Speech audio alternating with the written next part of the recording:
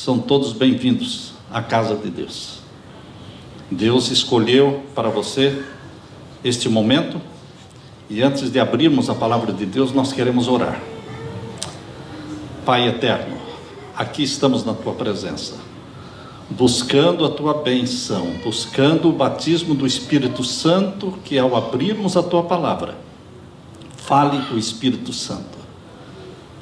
Que o Senhor use a minha boca, a minha mente, que o Senhor derrame o Espírito Santo sobre cada mente, cada coração aqui nesta hora.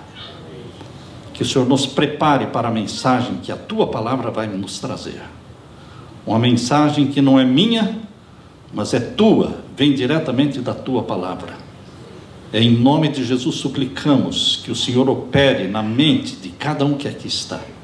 Que os milagres aconteçam, que as confissões sejam feitas, que o perdão seja conquistado pelo sangue de Jesus, pois é em nome de Jesus que nós pedimos. Amém, Senhor. Amém. Queridos, dia 24 de janeiro, terça-feira, eu li a notícia, saiu na mídia, saiu nos jornais internacionais, e lá estava escrito: o relógio do juízo final.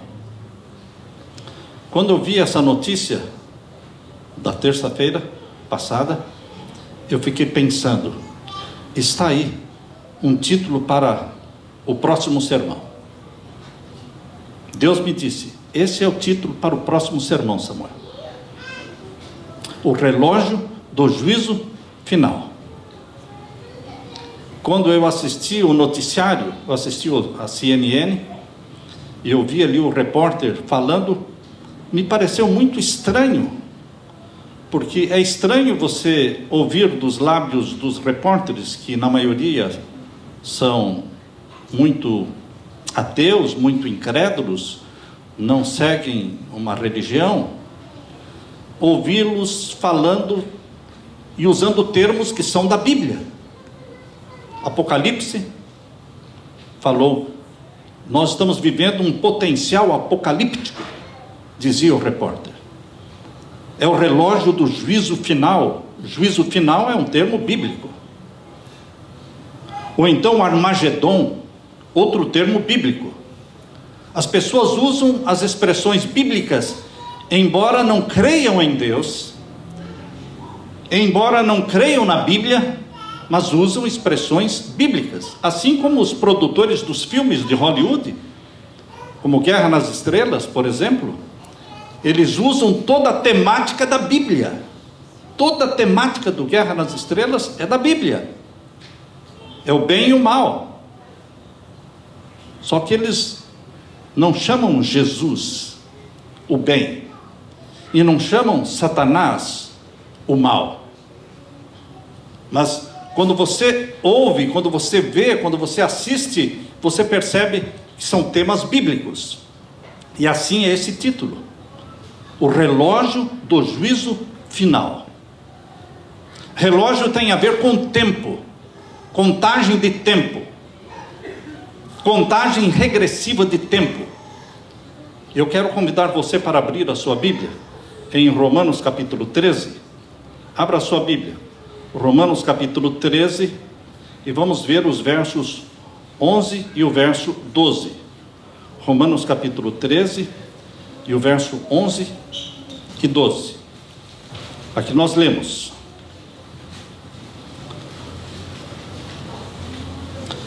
e isto digo, conhecendo o tempo, que já é a hora de despertarmos do sono, porque já a nossa salvação está agora mais perto de nós do que quando aceitamos a fé.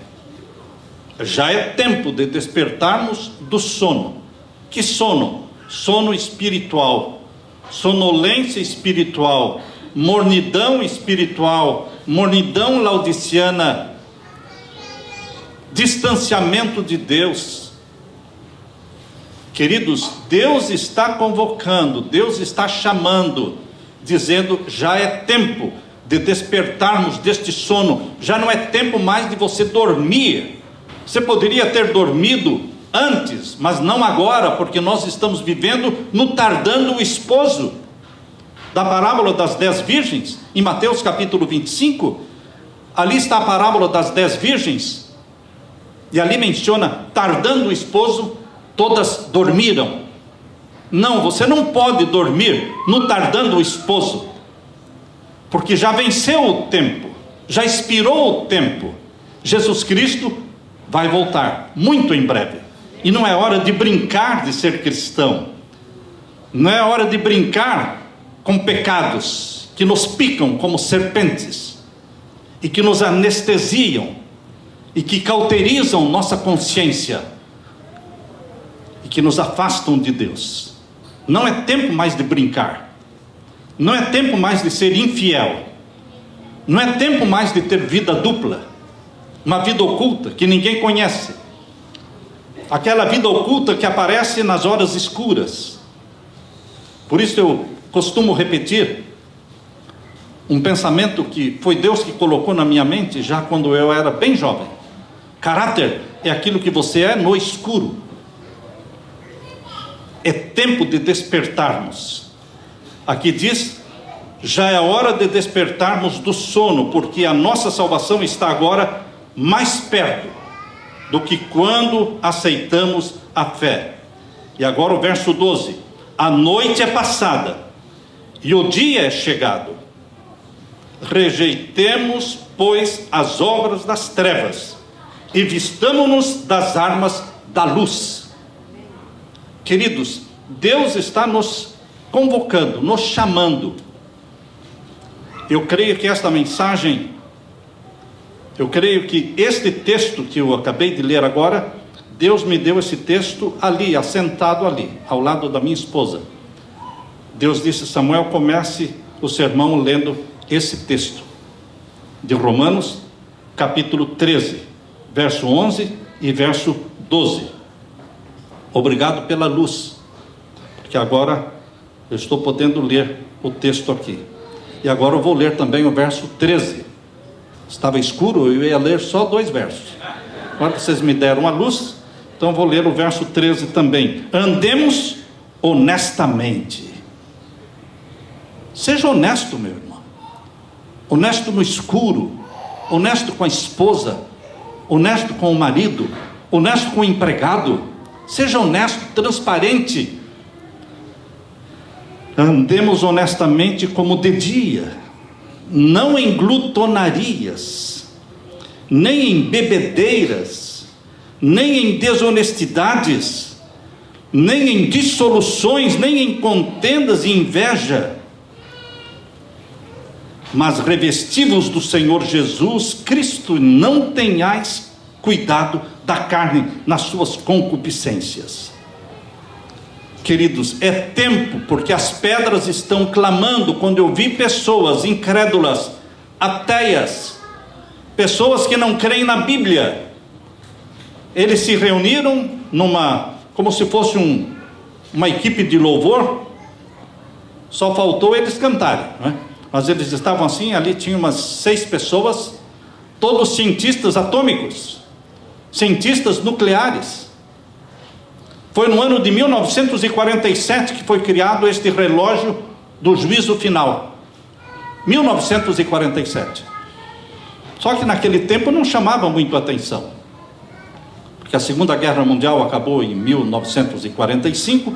Em 1947 criaram esse relógio do juízo final, especificamente falando das ameaças da destruição do mundo pelas armas nucleares. Mas agora, no dia 24, eles cobriram o relógio e disseram: nós vamos agora mostrar para vocês o relógio do juízo final. E tiraram aquela cobertura, então apareceu o ponteiro do relógio quase chegando na meia-noite. E então embaixo dizia: 90 segundos para meia-noite. Meia-noite, na mentalidade dos cientistas atômicos, é o fim do mundo. Será que eles creem no fim do mundo? O fim do mundo para eles é desgraça, é tragédia, é fim, é extinção do ser. Mas, queridos, para você e para mim, cristãos que amamos a Jesus e cremos na Bíblia, fim do mundo é esperança, é libertação, é alegria, é recomeço de um novo céu e de uma nova terra. Vejam como as coisas mudam. Tudo depende da forma como você enxerga. Você pode enxergar o meio copo metade vazio ou quase cheio. Depende da forma como você olha um meio copo de água. Ele está quase cheio ou ele está quase vazio. Você olha de forma positiva ou negativa? O relógio do juízo final é uma visão bem negativa e destrutiva da humanidade, da extinção do ser. Queridos, quando eu ouvi a repórter brasileira da CNN, ela disse: um importante grupo de cientistas nucleares anunciou, dia 24, que o mundo está mais próximo do que nunca do seu fim. Eu pensei, são pedras clamando, porque eu já fui chamado de alarmistas tantas vezes. Dizem que eu estou marcando datas para a volta de Jesus. Nunca marquei data para a volta de Jesus, mas eu, em cada quase sermão, em quase todos os sermões, eu digo: cedo virá o meu Senhor, cedo virá o meu Senhor. Quem crê, quem pensa, cedo virá o meu Senhor, vive uma forma diferente de vida, vive um estilo de vida do vigiar e orar, de romper com pecados, de confissões, de abandonos, de reconciliação com pessoas cujo relacionamento está rompido. Queridos, quem pensa cedo virá o meu Senhor, prega diferente, vive diferente, come diferente, se veste diferente, trata o empregado diferente. Afinal de contas, você está se preparando para quê? Para o céu. Para o céu. E Jesus Cristo ama os caridosos. Ama os caridosos. Por isso Mateus capítulo 25 diz que quando Jesus voltar, colocará os bodes à esquerda, as ovelhas à direita, os bodes à esquerda, e dirá aos que estão à sua direita: vinde benditos do meu Pai, possuí por herança o reino que vos está preparado desde a fundação do mundo, porque eu tive fome, eu tive sede, eu estive nu, eu estive preso, e vocês me acolheram, vocês me ajudaram. Deus ama aqueles que são caridosos. É tempo de sermos caridosos, como Jesus era caridoso. Queridos, o repórter dizia assim: o grupo criou um relógio para alertar o planeta sobre os riscos de um potencial apocalíptico. Um potencial apocalíptico. A lógica é simples. Quanto mais perto da meia-noite estiverem os ponteiros do relógio, mais próximo será também o fim do mundo. Imaginem, uma Globo falando isso, CNN falando, Fox News falando, o mundo inteiro falando.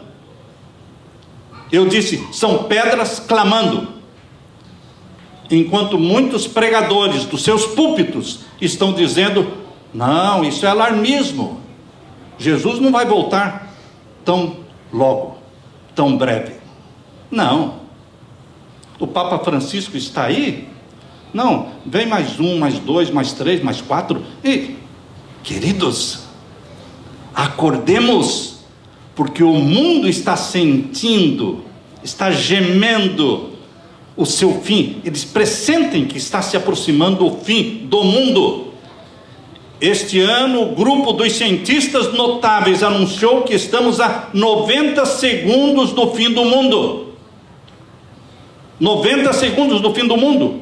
O mais perto que o relógio do juízo final já chegou desde 1947, quando foi criado. Podemos dizer que eles estão certos? Ou são alarmistas? Por que costumam chamar pastor de alarmista, ou não chamam um cientista renomado de alarmista? Por quê? Porque as pessoas creem mais na ciência hoje do que creem na Bíblia. Queridos, enquanto muitos pregadores insistem em chamar de alarmistas aqueles que pregam Daniel e Apocalipse, e dizer que nós estamos ouvindo passos de um Deus que está voltando, nós temos cientistas dizendo: o fim do mundo está chegando.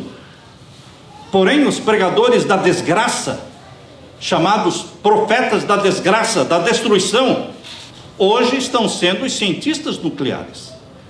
Porque antes os profetas da desgraça, nas palavras do Papa Francisco, ele chamava os que pregavam as profecias do fim do mundo como profetas da desgraça. Mas hoje os cientistas estão sendo os profetas da desgraça. Mas nós, os pregadores, não estamos pregando a desgraça. Nós estamos pregando boas novas de salvação. Nós estamos pregando libertação para um mundo que geme, para a humanidade que sofre.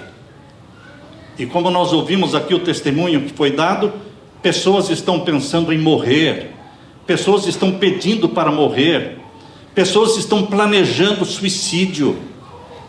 As pessoas não aguentam mais o sofrimento.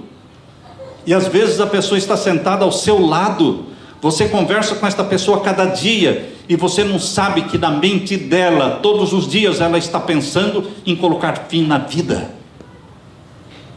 Queridos, o mundo sofre, e nós queremos o fim para este sofrimento, mas não é um fim atômico, é o fim que virá com a volta de Jesus, a segunda vinda bendita e gloriosa de Jesus, trazendo salvação debaixo das suas asas.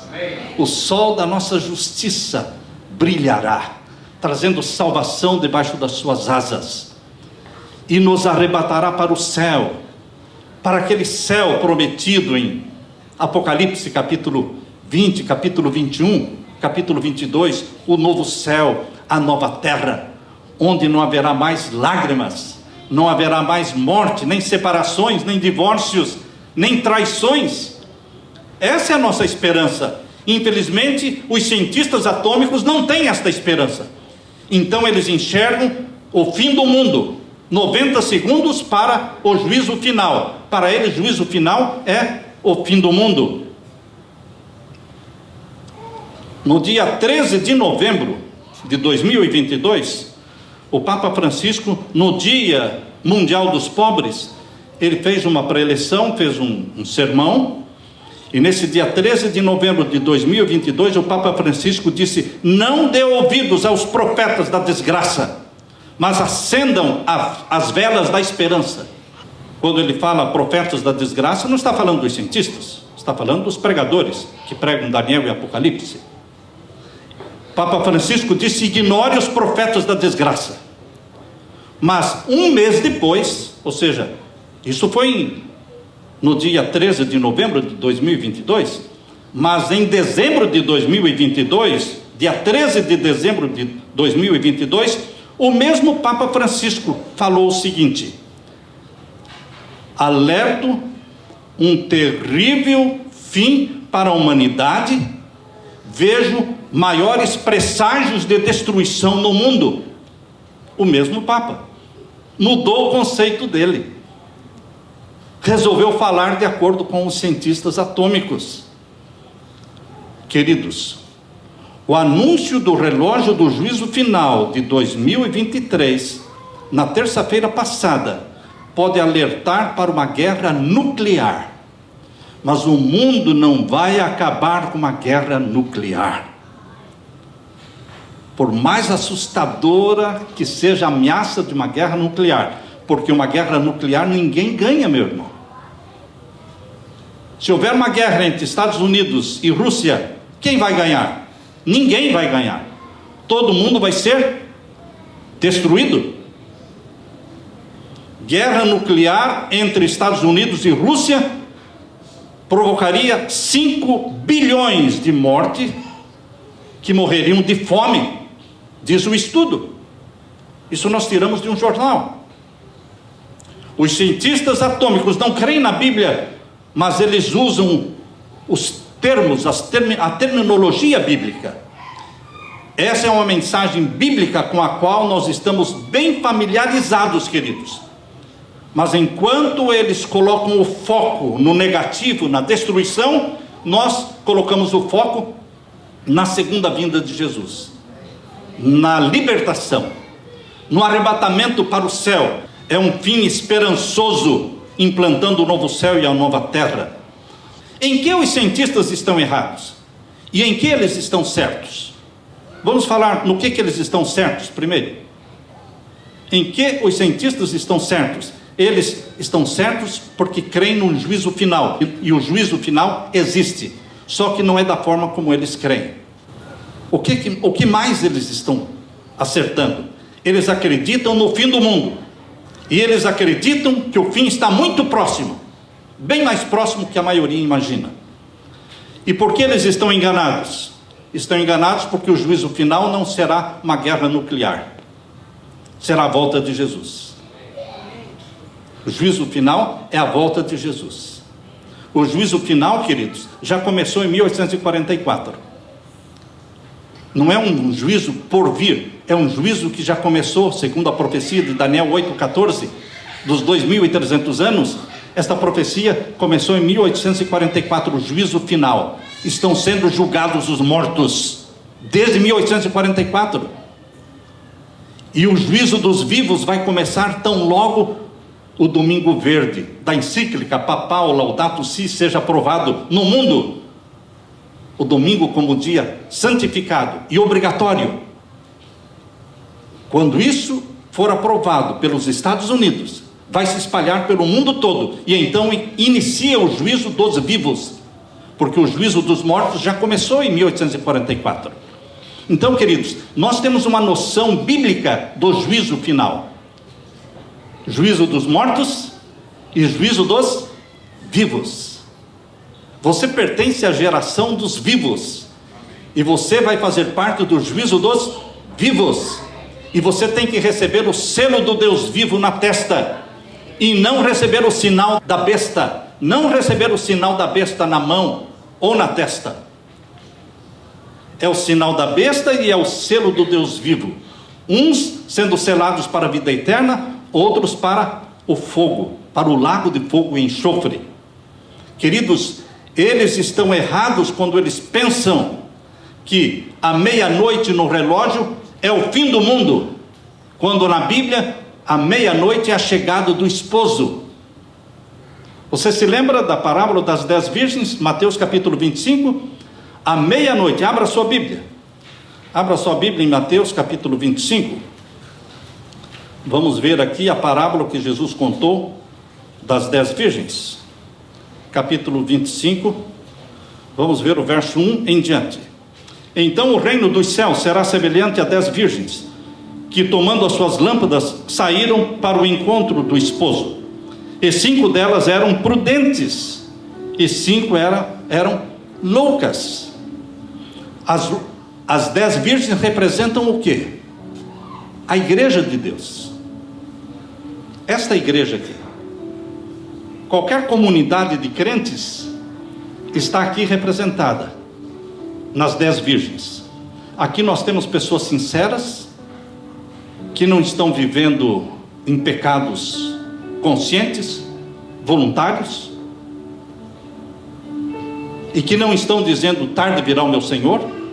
Nós temos pessoas sinceras aqui dentro, e nós temos pessoas que Deus trouxe para cá hoje de manhã para ouvirem esta mensagem, porque está na hora de parar de brincar de religião.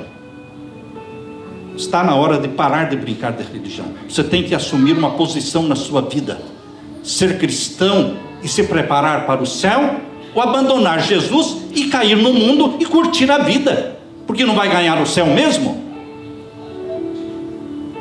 Tem que cair na real. Há pessoas que não vão desfrutar os prazeres carnais do mundo, e também não vão desfrutar a vida eterna com Jesus, porque nunca tomaram uma decisão. Ou eu me uno com Jesus, ou eu me uno com quem? Com os satanistas. Os satanistas enriquecem. Os satanistas controlam o mundo. Para os satanistas não falta dinheiro. Não falta dinheiro, não falta poder, não falta status. Só não tem o céu. Não tem a vida eterna. E não tem paz de consciência também. Mas o resto eles têm tudo na terra. Mas eles assumiram um lado, ao lado de Satanás, e adoram o Deus de chifres.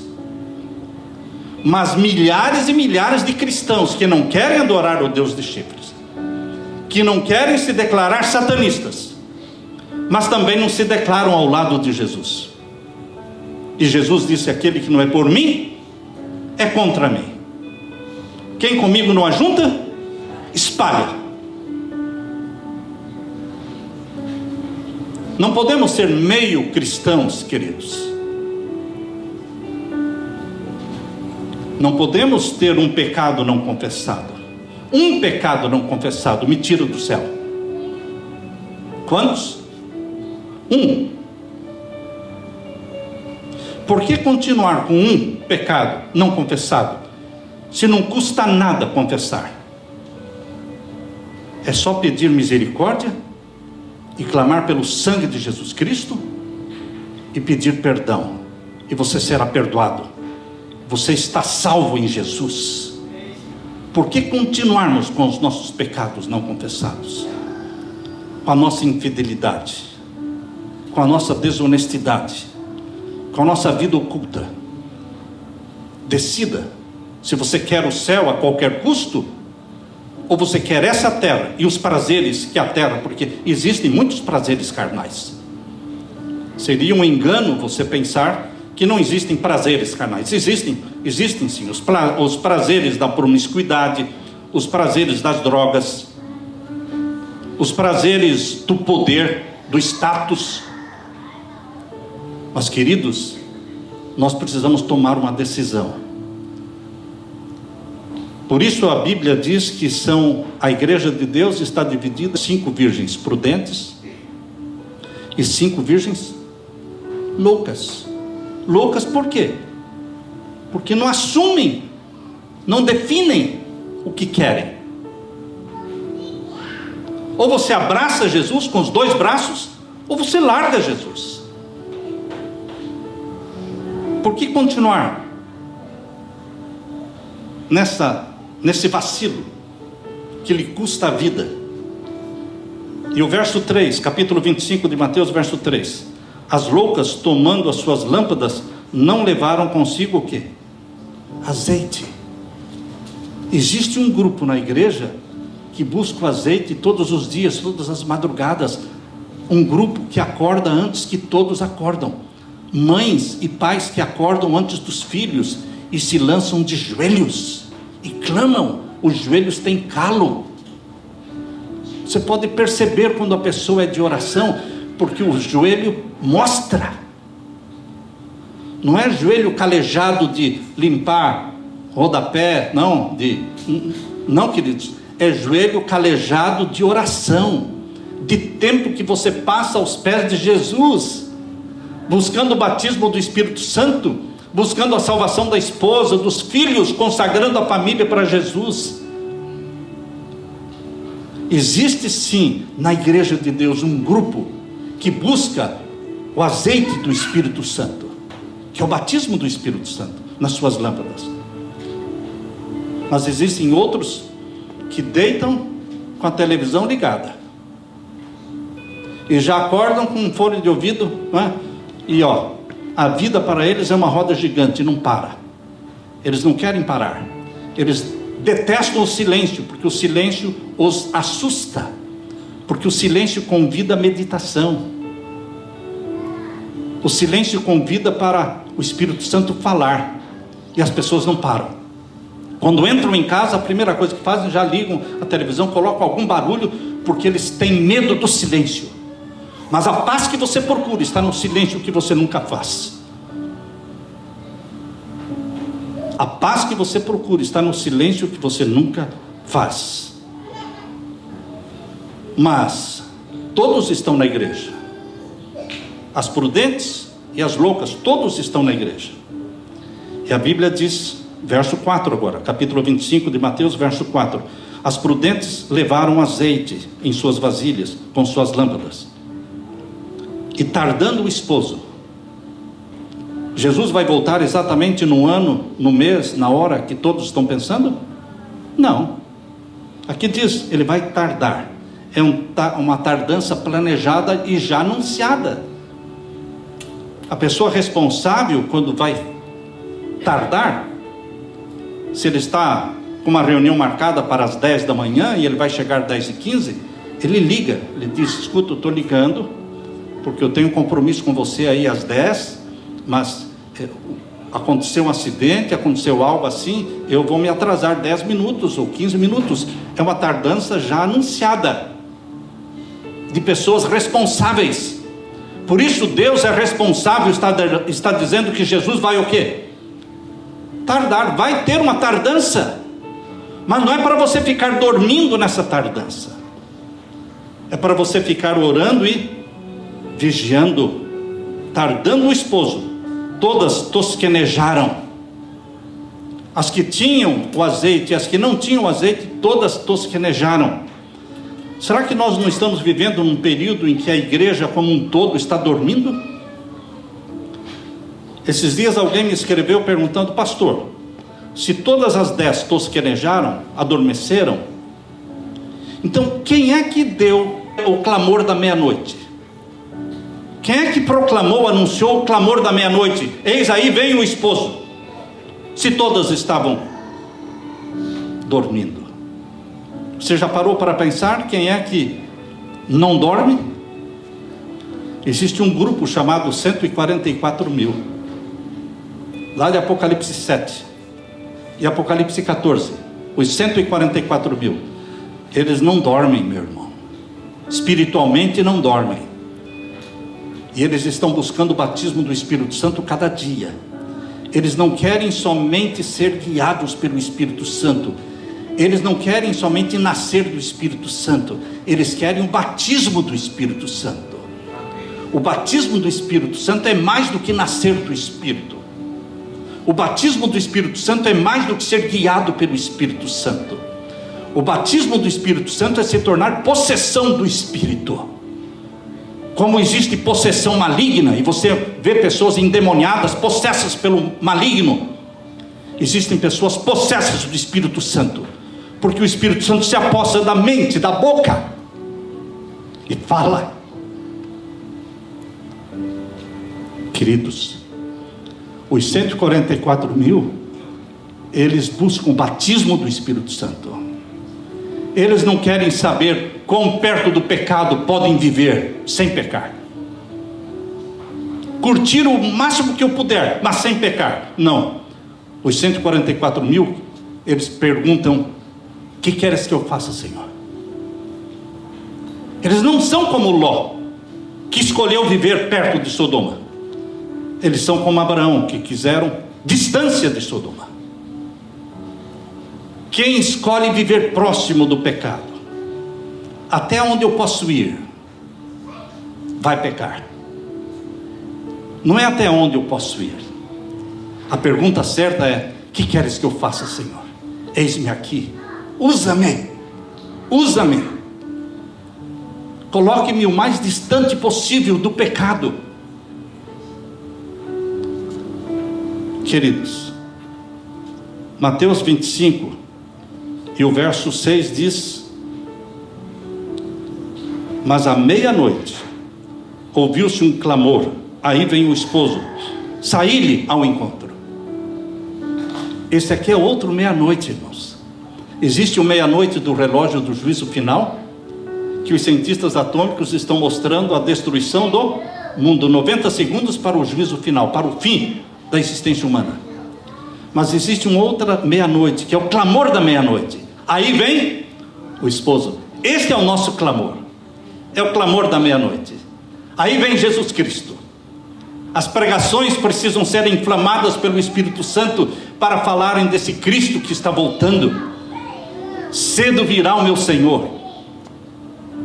Meus queridos, nós não sabemos o dia e a hora da volta de Jesus, mas é só o dia e a hora que nós não sabemos. O tempo da volta de Jesus é este, já chegou. 6.000 anos de pecado já se passaram. E o 7º milênio é com Jesus no céu, Apocalipse 20. O 7º milênio de Apocalipse 20 é Jesus com a sua igreja no céu. E 6.000 anos se passaram, 4.000 anos antes de Cristo, 2.000 anos depois de Cristo. Já passaram-se 6.000 anos.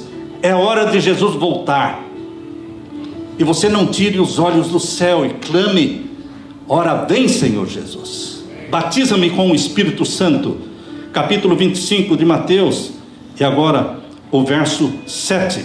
Então todas aquelas virgens se levantaram e prepararam as suas lâmpadas. E as loucas disseram para as prudentes: dai-nos do vosso azeite, porque as nossas lâmpadas se apagam. Mas as prudentes responderam, dizendo: não seja caso que falte a nós e a vós. Ide antes aos que vendem e comprai-o para vós. E tendo elas ido comprar, chegou o esposo. E as que estavam preparadas entraram com ele para as bodas, e fechou-se a porta.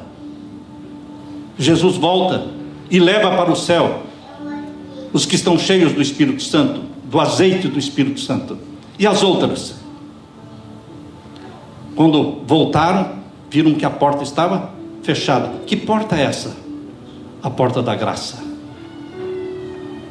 Ou você é batizado pelo Espírito Santo antes do fechamento da porta da graça, ou você nunca vai ser batizado pelo Espírito Santo, e não vai para o céu também. O batismo do Espírito Santo é uma questão de hoje, mas o Espírito Santo não pode ser derramado sobre pessoas que ainda têm pecados não confessados, ainda têm relacionamentos que precisam ser refeitos. Eu não gosto da pessoa. Não gosta? Fala isso na oração. Não fale para mim que você não gosta da pessoa. Fale na oração. Se você na oração, você fala: eu não gosto do fulano, não gosto do ciclano, pode falar à vontade, porque você está orando, você está falando com Deus. E na oração com Deus você fala tudo o que tem vontade de falar. E eu dou uma certeza para você: depois que você repetir 5 ou 10 ou não sei quantas vezes, eu não gosto dessa pessoa, tenho mágoas dela, você vai perceber que miraculosamente eu tenho mágoas. Não, Senhor, já não sinto mais nada.